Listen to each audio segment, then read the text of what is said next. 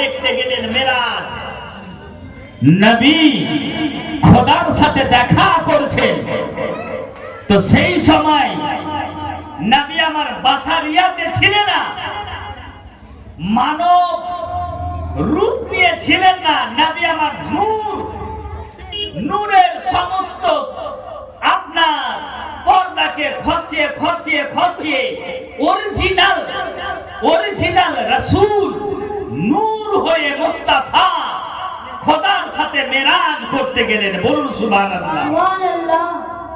এবার প্রশ্ন হলো, নবী হচ্ছে নূরের তৈরি, তবে নবীর শরীরে ৭৭,০০০ জান্নাতের মাটির পর্দা তৈরি করা আছে। বলুন সুবহানাল্লাহ।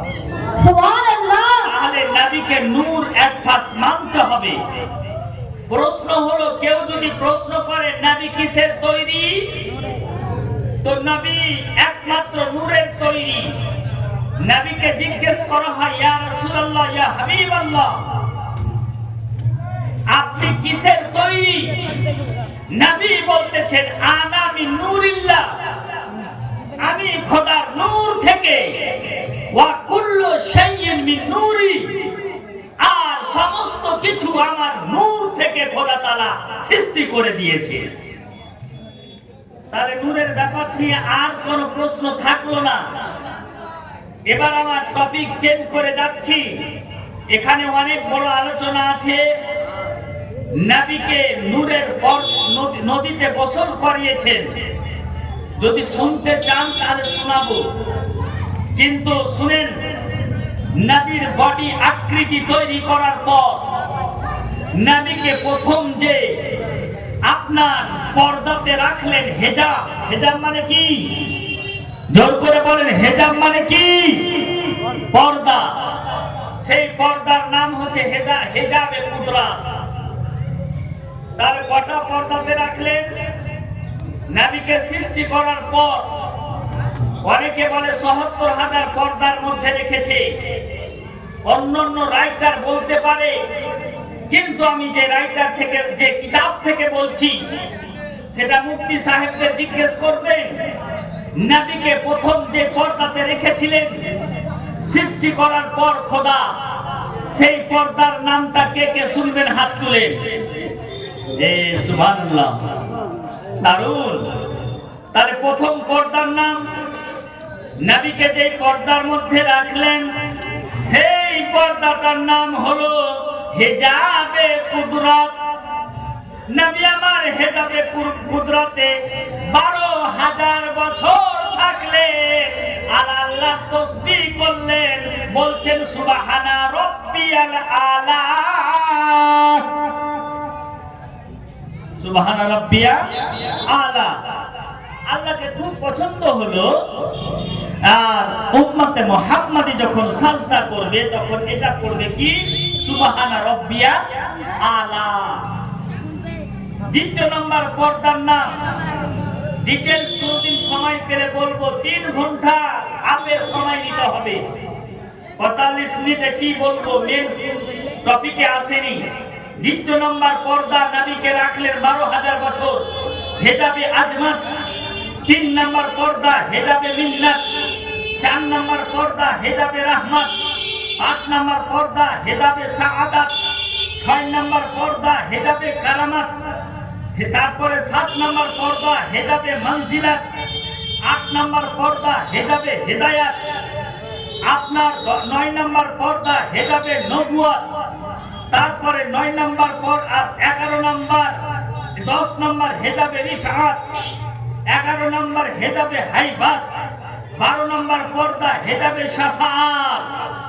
এতগুলো নাম বললাম এই জন্য, প্রত্যেকটা পর্দাতে নবী আমার ১২,০০০ বছর করে থেকেছিলেন। ১২,০০০ বছর থাকলেন। থাকার পর আরেকটা পর্দাতে মুনতাকিল করে দিলেন, স্থানান্তর করে দিলেন। নবী আমার আরেকটা পর্দাতে চলে গেলেন। এক কথায় খোদা রেখে দিলেন আর বলতেছে, হাবিব, তোমাকে কুদরতি জ্ঞান তোমাকে দান করে দিলাম। এবার নবীজিকে 10টা নদীতে গোসল করালেন, স্নান গোসল।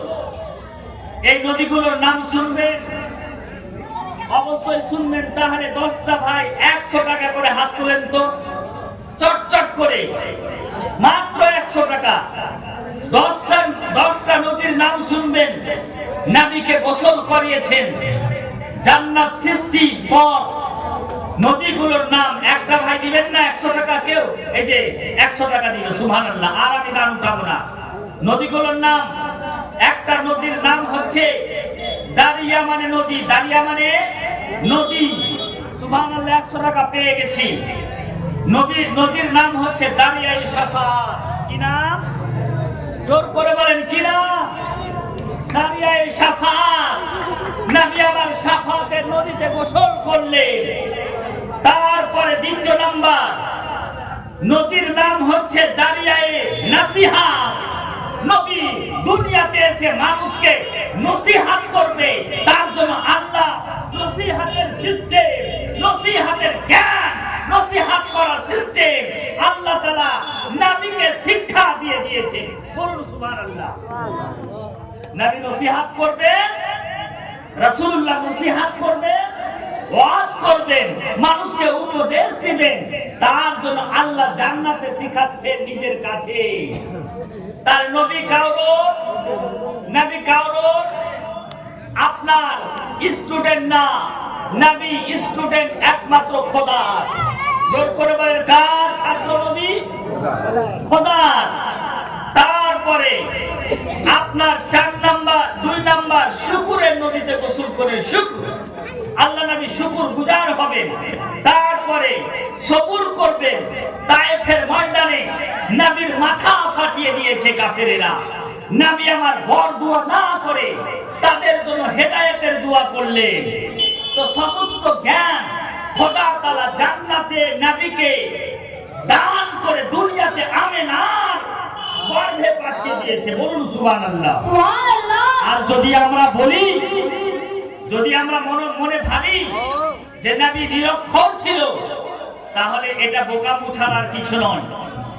তারপরে শুনেন, নদীগুলোর নাম দারিয়ায়ে শাখাওয়াত, শাখাতের নদীতে নবী আমার থাকলেন, স্নান করলেন।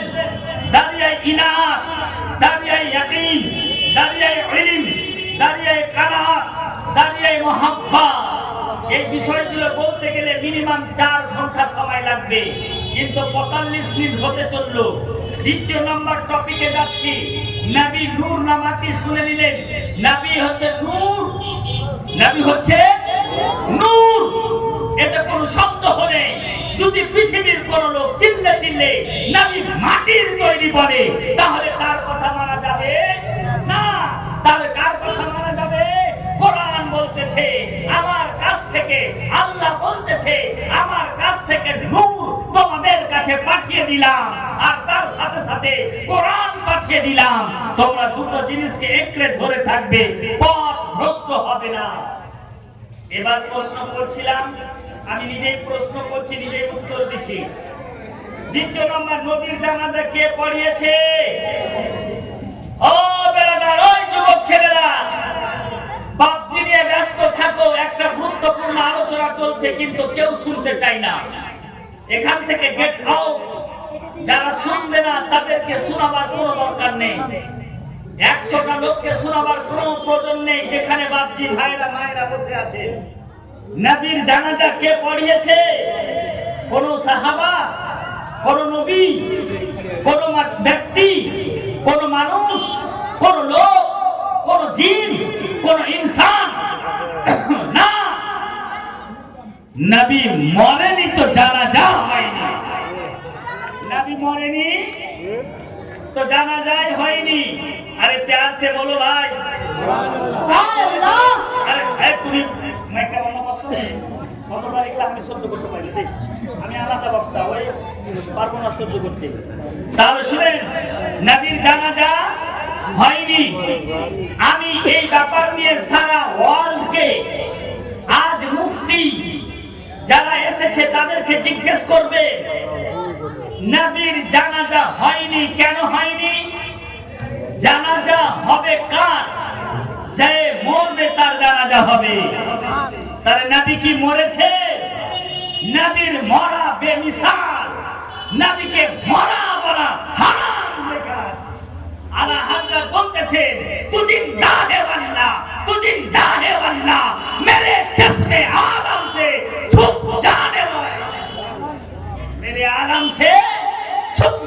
সালে। শুনেন, নবীর জানাজা কেউ পড়েনি। নবী আমার মতো আপনার মতো ইন্তেকাল করেনি। নবী দোজাহান যেই জায়গাতে চোখ বন্ধ করেছিলেন, নবীর আত্মাকে নিয়ে গিয়ে কোথায় রাখলো? কোথাও রাখা হয়নি। নবীর আত্মাকে কোথাও রাখা হয়নি। আল্লাহ মুলাকাত যেমন করলো, আল্লাহ যেমন দেখলো, দেখার পর ফারিস্তাকে বলল, ও ফারিস্তা যাও যাও, নবীর রূহ রাখার একটা জায়গা বানা। ফারিস্তারা বলল, জান্নাতে রাখা যাবে না। শর্টের উপরে বলছি, জান্নাতে রাখা যাবে না, কারণ জান্নাত থেকে কোটি কোটি গুণ দামি, বেশি মূল্যবান নবীর রূহ মুবারক। তার জন্য যার জিনিস তাকেই ফিরিয়ে দাও। বলুন সুবহানাল্লাহ। শুধু একবার এটা সিস্টেমটা মানার জন্য আল্লাহ নবী সাল্লাল্লাহু আলাইহি সাল্লাম নূর মুবারাকার, এই যে আপনার আত্মাটা খোদা যেমন দেখলেন, দেখার পর আবার খোদা বলছে, যাও আমার নবীর বডিতে আবার রেখে দাও। বলুন সুবহানাল্লাহ। দ্বিতীয় নাম্বার প্রশ্ন, আমার তো টাইম নেই, যেহেতু এলাকার আমি বক্তা, মানে এলাকার মাওলানা, বক্তা না, সরি, হ্যাঁ, সেহেতু আমাকে সময় তো বুঝতেই পারছেন, দূরের বক্তা আমরা শুনবো, আমিও শুনবো। দ্বিতীয় নাম্বার, নবীকে যে গোসল দিলেন, এটা সিস্টেমটা ফর্মালিটি পালন করার জন্য, মানুষকে শিক্ষা দেওয়ার জন্য। তো নবীকে যে গোসল দিচ্ছেন, তো গোসল দেওয়ার পানি জমিনে যায় না, আকাশে যাচ্ছে। আরে প্যার সে বলো ভাই, আর জোর করে বলবেন না সুবহানাল্লাহ। তাহলে আমাকে গোসল দেওয়ার পানি জমিনে শুষছে, আমাকে গোসল দেওয়ার পানি জমিনে শোষণ করছে, আর নবীকে গোসল দেওয়ার পানি আকাশে উঠছে বাষ্প আকৃতিতে। সারা পৃথিবীতে সেই পানি ঘুরতে ঘুরতে ঘুরতে ঘুরতে যেখানে যেখানে মসজিদ হবে, সেখানে সেখানে সেই পানি বর্ষণ হয়ে গেল। সুবহানাল্লাহ। 10 টাকা দিয়ে আল্লাহ কবুল করবে। সুবহানাল্লাহ। 500 টাকা থাকলো। সুবহানাল্লাহ। আচ্ছা ঠিক আছে, যাই হোক বাবাজি ভাই, এইদিকে আমার দিকে লুকমি, আমার দিকে তাকা। নবীর গোসলের পানি কোথায় গেল? কোথায় গেল নবীর গোসলের পানি? বলুন বাপজি ভাইরা, মনে থাকবে। কোথায় গেল? আকাশে উঠলো, জমিনে শুষেনি। নবীর গোসলের পানি আকাশে উঠলো, মাটিতে শুষেনি, মাটিতে শুষেনি, আকাশে উঠে গেল। আর মেঘের মতো ভাসতে ভাসতে ভাসতে যেখানে যেখানে মসজিদ তৈরি হবে, সেখানে সেখানে সেই পানি বর্ষণ হলো। কিন্তু 1 ফোঁটা পানি বা 2 ফোঁটা পানি নবীর লাভি মোবারকে একটে থেকে যায় বিন্দু পরিমাণে, আর নবীর পালক মোবারকে পালক, এই যে গুরুর উপরে। এবার সেরে খোদা মুশকিলে কুশা দেখলেন, এই যে 1 ফোঁটা পানি, সঙ্গে সঙ্গে নিজের জিহ্বা দিয়ে নবীর লাভি মোবারকে চুষণ করে নিলেন। নবীর পালক মোবারকে 1 ফোঁটা পানি আপনার লেগেছিল, চুষে নিলেন। তো আলী বলতেছেন, সেই দিন থেকে আমার জ্ঞান এত হতে লাগলো, এত বেড়ে গেল, যে আমি চোখের সামনে যেটা দেখতাম এবং বাইরে কি হবে, মোস্তফার শরীরে লাগা কাজ করার পানি চুষার জন্য সবকিছু বলে দিতে পারতাম। আরে জোর করে বলেন সুবহানাল্লাহ। এবার জিবরাইল আমিন আসলেন। জিবরাইল আমিন এসে বলছে, ও আলী, মানুষের রূপ ধারণ করে। বলে, বর্তমানে জিবরাইল কোথায় আছে বলো তো? আচ্ছা বলেন, জিবরাইল আমিন মানুষের রূপ ধারণ করেছে, এটা কার শক্তি? খোদার দেওয়া শক্তি নয়, আল্লাহর দেওয়া শক্তি নয়। মানুষের রূপ ধরে বলছে, ও আলী, আমি শর্টের উপরে বলছি, কারণ 45 মিনিট আবার বলছি, টাইম কম। তার জন্য জিবরাইল আমিন মানুষের রূপ ধরে বলছে যে বর্তমানে জিবরাইল কোথায় আছে বলো তো, বলুন তো। তো জিবরাইল আমিন পশ্চিমের শেষ কোণা দেখলেন, দক্ষিণের শেষ কোণা দেখলেন, মাশরিক মাগরিব জুনুব সব দিক দেখলেন। তাহতা সারা সাত আসসাত তাবার জমিনের নিচে জিবরাইল আমিনকে দেখছে। কে? আলী মুশকিলে কুশা। দেখতে পেল না, আর সে আজামে দেখলো, ছানবিন করে দেখলো, খুঁজে খুঁজে দেখলো। আপনার তাদের দেখা আমার মতো দেখা নয়। একবার নেঘাত উঠালেন তো আরশে মুআল্লাতে সিদরাতুল মুনতাহাতে জিবরাইল নেই। সিদরাতুল মুনতাহাতে জিবরাইল, আর জোরে বলেন জিবরাইল নেই। তাহলে আছে কোথায়? পশ্চিম তাকালেন, পশ্চিমের শেষান্তে জিবরাইল নেই। দক্ষিণে তাকালেন, জিবরাইল নেই। সামনে তাকালেন, জিবরাইল নেই।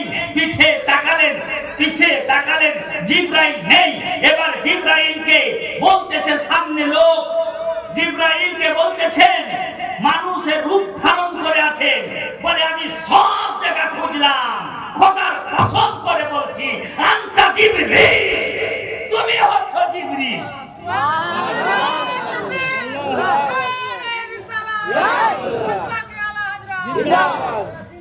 আনতা জিবরিল, তুমি জিবরিল।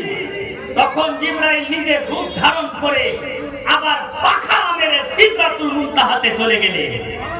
তাহলে বাবাজি ভাইরা, এবার প্রশ্ন হলো যে নবীর গোসলের পানির এত পাওয়ার, সেরে খোদা মুশকিলে কুশা হায়দার কাররার একটা ঘটনা আপনারা শুনেছেন, জীবনী খুব শুনেন। নবী পাক সাল্লাল্লাহু আলাইহি সাল্লাম আলীর পাওয়ারকে মানুষের কাছে প্রকাশ করার জন্য একটা কথা বললেন, আইনা আলী, ও আলী তুমি কোথায় আছো? তাড়াতাড়ি এসো, তাড়াতাড়ি এসো আলী, তাড়াতাড়ি এসো। এই যে বড় মূর্তিটা তুমি ভাঙো তো। বলে ইয়া রাসূলুল্লাহ, সেই দিন মেরাজে, সেই দিন চাঁদ টুকরা করেছিলেন, এই পৃথিবীতে দাঁড়িয়ে ইশারাতে টুকরা করে দিলেন। এখন আমি বা আপনি ইয়া রাসূলুল্লাহ এই সামান্য আপনার মূর্তিটাকে ভাঙতে আপনার প্রবলেমটা কি? নবী বলতেছেন আলী, তোমাকে ভাঙতে বলছি ভাঙো, তা আমার কাঁধে চড়ে নাও, আমার কাঁধে চড়ে নাও। আলী বলছে বেয়াদবি হবে ইয়া রাসূলুল্লাহ, আপনার কাঁধে চাপবো না, আপনি আমার কাঁধে চেপে যান, আপনি আমার কাঁধে চেপে যান। নবী বলতেছেন ও আলী, আমার নবুয়তের ভার আলী তুমি নিতে পারবে না। তুমি আমার ওজন জানো, আমার ওজন জানো। এই হাদিসটা শুনে নেন। নবীর ওজনের ব্যাপারে বলা হয়েছে, নবীকে দু পাল্লাতে ওজন করা হচ্ছে। এক পাল্লাতে 10টা মানুষকে রাখলো, আর একটা পাল্লাতে মুস্তাফাকে রাখলো ফারিস্তা। ওপরে ঝুলে থাকা ফারিস্তা তারাজু নিয়ে আছে বাটখারা। তারপরে নবীকে ওজন করতেছে। নবী বলতেছেন ফারা হাসতহু, আমি ওজন থাকলাম, ভারী থাকলাম। নিচের ফারিস্তা একটা একটা করে ধরে নবীর অন্য তারাজু বাটখারাতে আপনার কি বলছে পাল্লাতে চাপাচ্ছে, অন্য পাল্লাতে চাপাচ্ছে। তখন দেখা গেল 100 জনকে নবীর সাথে মাপা হচ্ছে। নবী বলছেন আমি ভারী থাকলাম। এবার নিচের ফারিস্তা বলছে 1000কে একটা পাল্লায় চাপাও, আর 1000 মানুষকে চাপাও। জান্নাতি মানুষ, নবী বলতেছে জান্নাতি মানুষ থেকে আমি রাসূলুল্লাহ 1000 মানুষ থেকে আমি ওজন থাকলাম, ভারী থাকলাম। এবার নিচের ফারিস্তা বলছে উপরের ফারিস্তাকে, ও ভাই তোমার তারাজু বাটখারা গোছাও, তোমার আপনার মাপক যন্ত্র গোছাও। মুস্তাফাকে মাপার মতো পৃথিবীতে কোনো জিনিস নাই। একটা পাল্লায় 7 তাবাক জমিন আসমানকে রেখে দিলে, আপনার আরশে মুআল্লাকে রেখে দিলে নবীর ওজন করা যাবে না। আরে প্যার সে বলো, নবীর ওজন করা যাবে না, নবীকে মাপা যাবে না। নবীকে মাপার মতো ক্ষমতা কারোর নাই। তাই তো বেরেলি রাখা আলা হযরত বলতেছেন যে সরওয়ার कहूं के मालिक ও मौला कहूं तुझे, बागे खलील का गुले ज़ेबा कहूं तुझे, तेरे तो वस्फ आइब तराही से बरे, हैरा हूं मेरे साथ मैं क्या क्या कहूँ तुझे, लेकिन रजा ने खत में सुखन इस पे कर दिया, खालिक का बंदा खाल का आका कहूँ तुझे। মুস্তাফা জানে রহমত এবার বলতেছেন আলী তুমি আমার পিঠে চাপো। আলী চেপে গেলেন, মূর্তি ভাঙতে ভাঙতে ভাঙতে আলী এই দিকে আরশের পায়া ধরে নিয়েছে। আরে প্যার সে বলো, হাত তুলে বলেন ইয়া রাসূলুল্লাহ। নবীর কাঁধে চেপে আছে তো আলী আরশের পায়া ধরে ভাঙতেছে। আলীকে জিজ্ঞেস করছেন নবী, ছেড়ে খোদা মুশকিলে কুশা নবীর জামাই মোবারক ওনাকে বলছে আলী তুমি কোথায় পৌঁছেছো? বলে হুজুর ইয়া রাসূলুল্লাহ ফেদাকা আবি উম্মি, আমি আরশের পায়া ধরে আছি, আরশের বিলা ধরে আছি। আপনি পারমিশন দিলে এখনই খিচে তুমি নামিয়ে দিবে।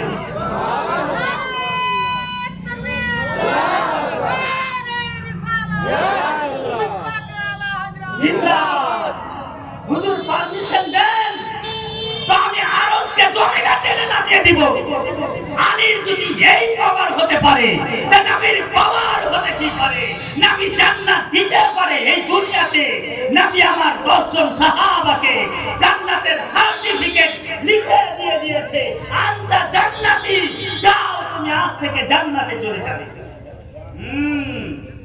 নবীর দাম, নবীর মূল্য, নবীর দাম, নবীর মূল্য কোন নবীর সাথে মিলবে না, কোন নবীর সাথে তুলনা করা যাবে না।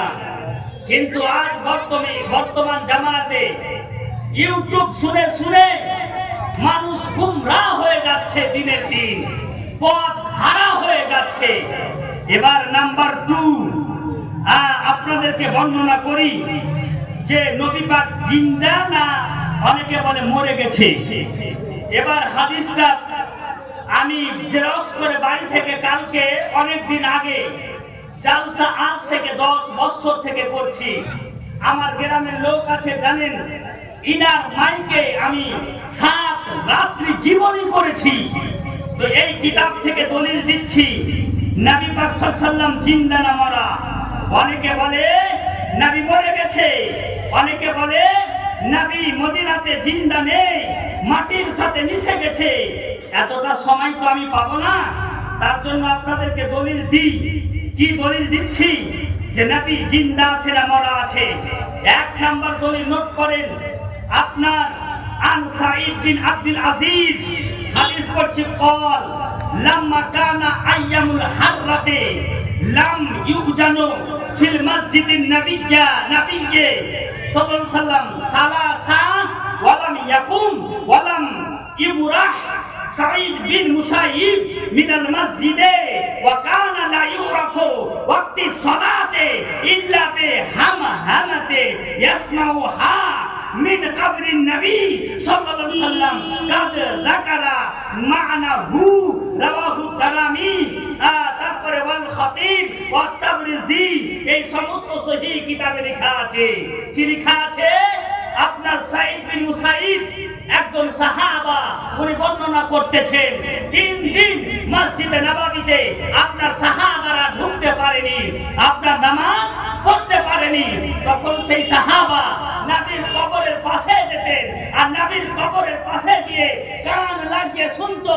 তো নবীর কবর থেকে আজানের প্রতিধ্বনি শুনে সেই ব্যক্তি সাঈদ বিন মুসাইব আপনার নামাজ নিজে আদা করতেন। তাহলে সেই জায়গাটার নাম কি? মসজিদে নববী। মসজিদে নববী, সেই সাহাবার নাম উল্লেখ করলাম। যদি আপনারা বুঝতে অসুবিধা হয় তাহলে আপনারা পৃষ্ঠা নাম্বারটা নোট করেন। আখরাজাহু দারামি ফি সুনান, প্রথম খণ্ড, পৃষ্ঠা নাম্বার 5-6, হাদিস নাম্বার 93। সেই সাহাবা বলে আমি নবীর রওজা শরীফে কবর মুবারাকাতে আমি কান লাগিয়ে শুনছি। তো নবীর কবর থেকে আকামাত আর আজানের শব্দ শুনে আমি নিজে নামাজ আদা করছি। তখন ঘড়ি ছিল না, তখন ঘড়ি ছিল না। এটা একটা দলিল দিলাম। টাইম তো নাই, কখন বক্তা আসলে আমাকে শেষ করতে হবে, তার জন্য তারা হুনা করে বলছি, যদি বুঝতে অসুবিধা হয় তাহলে নেক্সটে আপনারা শুনবেন। বাবাজি ভাইরা, এবার হাদিস বলছি শুনেন। দ্বিতীয় হাদিস, আল্লাহর নবী যখন মেরাজ গেলেন, আল্লাহ নবী যখন মেরাজ গেলেন তখন দেখতে পেলেন যে হযরতে মুসা নিজ কবরে নামাজ পড়তেছেন। হযরতে মুসা নবী নিজ কবরে নামাজ পড়তেছে, ঈসা নবী নিজ কবরে নামাজ পড়তেছে, আপনার নূহ নবী নিজ কবরে নামাজ পড়তেছে, আপনার ইসমাঈল জাবিহুল্লাহ নিজ কবরে নামাজ পড়তেছে, মুসা কালিমুল্লাহ নামাজ পড়তেছে। আর প্রত্যেকটা মাজার এক জায়গায় ছিল না। তাহলে মুসা নবীর মাজার অন্য একটা এলাকাতে, ঈসা নবীর মাজার অন্য একটা এলাকাতে, আদম নবীর মাজার অন্য একটা এলাকাতে, নূহ নবীর মাজার অন্য একটা এলাকাতে।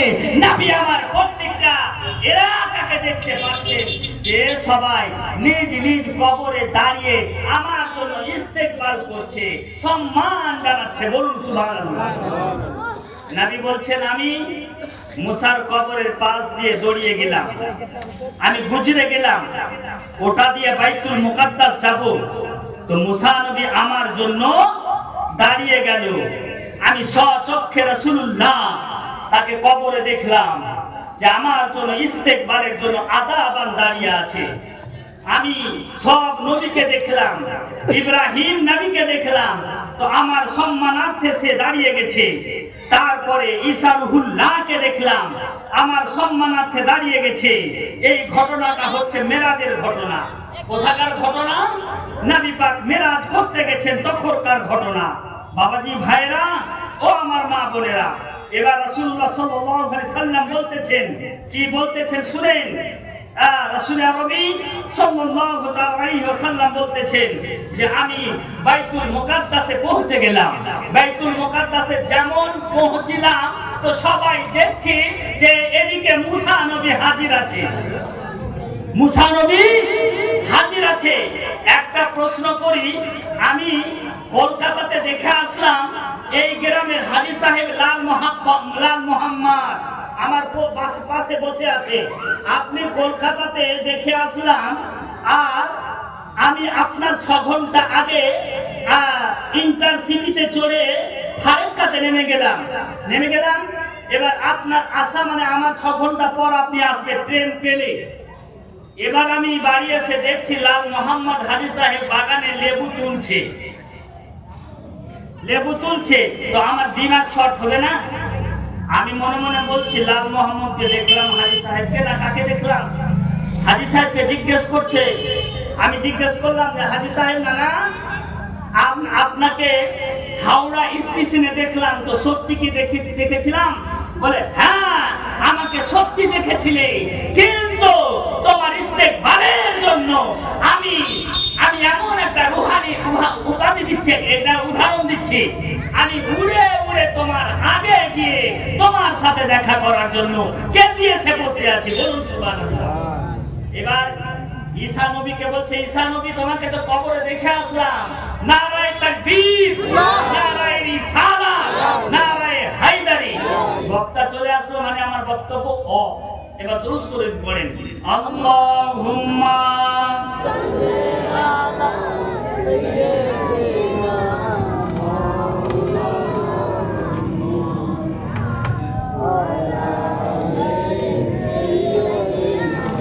জোরে পড়েন।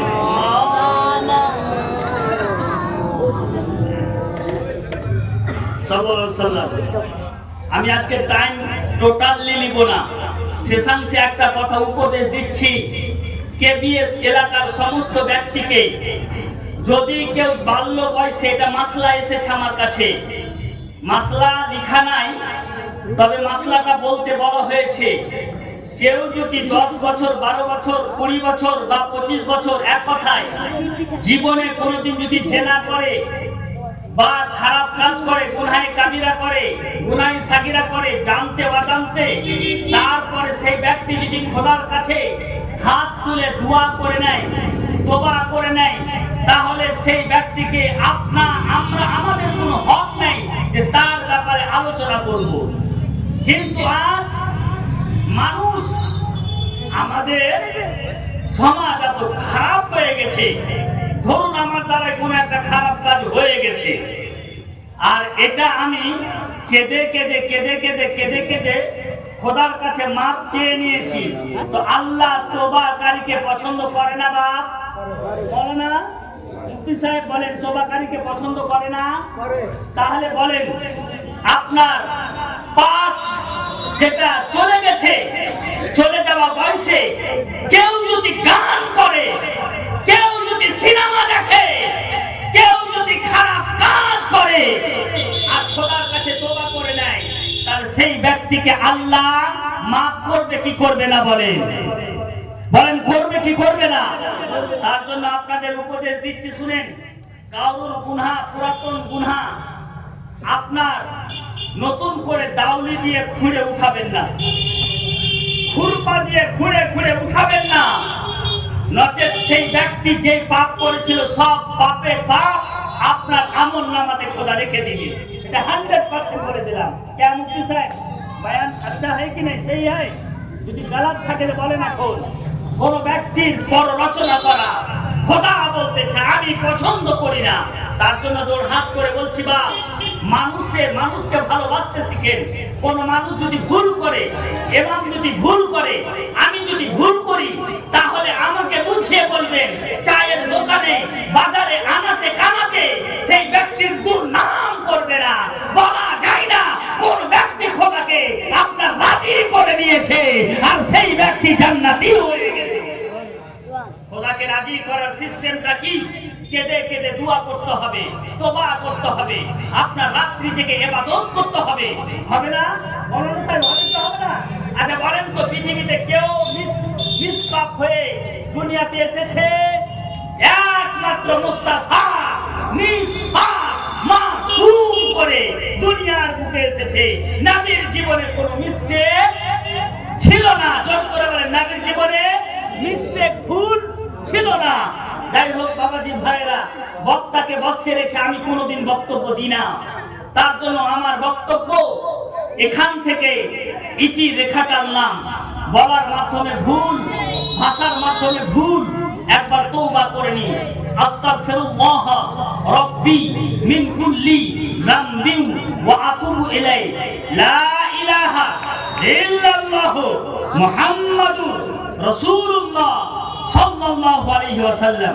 মুফতি সাহেব এবার আপনি মাইক ধরুন, আমি শেষ করলাম। এবার জনাব আব্দুল মালিক সাহেব কিবলা উনি আপনাদের সম্মুখে আসবেন।